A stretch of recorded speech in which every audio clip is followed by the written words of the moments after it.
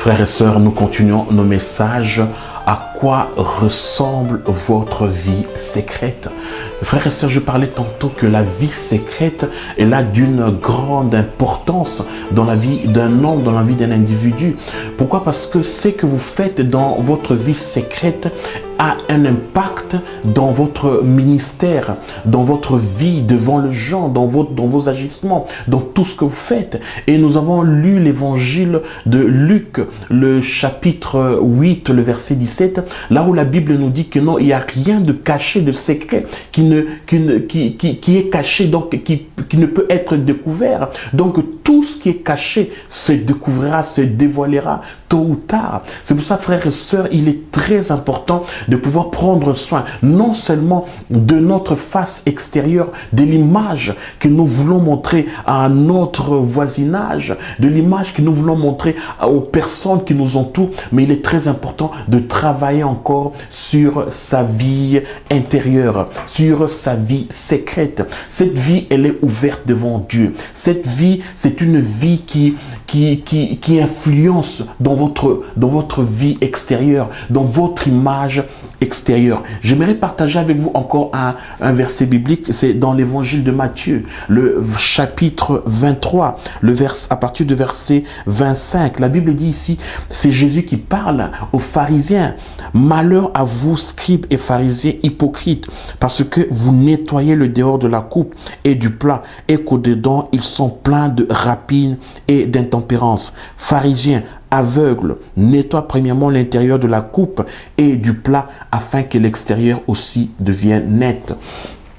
Quand on voit cette histoire, on voit que Jésus a rencontré les pharisiens et les pharisiens étaient des hommes qui avaient la connaissance, étaient des hommes qui connaissaient la théologie, la parole de Dieu, et Jésus ici les dénonçait. Jésus dit que non, que ces gens prenaient soin seulement de leur image extérieure. Ces personnes ne prenaient soin seulement de leur comportement, de leur agissement extérieur, mais à l'intérieur, leur vie n'était pas bonne. Leur vie secrète était remplie de péchés, leur vie secrète était remplie de mauvaises choses. Et frères et sœurs, c'est pareil aujourd'hui. Cette histoire qui était autrefois, c'est ce que nous vivons aujourd'hui.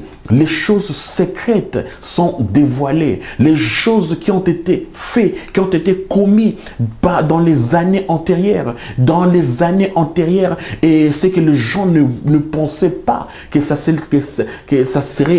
va se faire dévoiler. Et ces choses, on le voit se faire dévoiler aujourd'hui. Frères et sœurs, la vie secrète, elle impacte. La vie secrète, elle influence. Elle peut influencer comme positivement, comme négativement à notre vie ouverte, à cette vie qui est devant les gens, devant notre voisinage. C'est pour cela qu'il est très important de travailler, d'être discipliné dans votre vie secrète, dans vos agissements, dans votre comportement. Les pharisiens, Jésus a vu cette hypocrisie de la part des pharisiens. Jésus leur a dit, nettoyez d'abord l'intérieur, nettoyez d'abord votre vie secrète, mettez en ordre votre agissement, vos agissements, votre comportement dans le lieu secret. Ne cherchez pas à montrer seulement une belle image. Ne cherchez pas à être hypocrite devant les fidèles. Ne cherchez pas à montrer une belle image devant les personnes innocentes.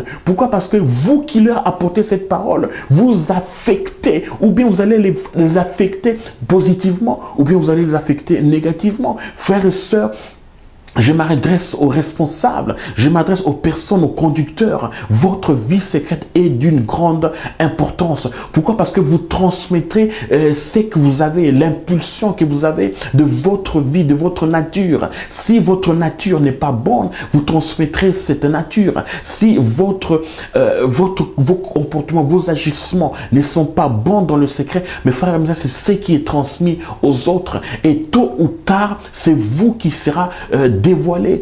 Tôt ou tard, ce sont les choses, les agissements que vous faites dans le lieu secret qui seront dévoilés. Parce qu'il y aura la lumière. Et Dieu est en train de faire passer la lumière dans son église, parmi les personnes qui sont aujourd'hui censées appeler à être des serviteurs de Dieu. C'est pour cela, frères et sœurs, nous comme enfants de Dieu, nous comme les personnes qui sont appelées des chrétiens, nous devons prendre soin de notre vie secrète. L'image extérieure n'a aucune importance. Si à l'intérieur, si dans la vie secrète, il y a du désordre, il y a de l'iniquité, il y a du péché. Ne cherchez pas à avoir une belle image. Si dans votre vie secrète, il y a du désordre, travaillez dans votre vie secrète. Mettez un soin, nettoyez ce qui est secret, nettoyez ce qui n'est pas bon.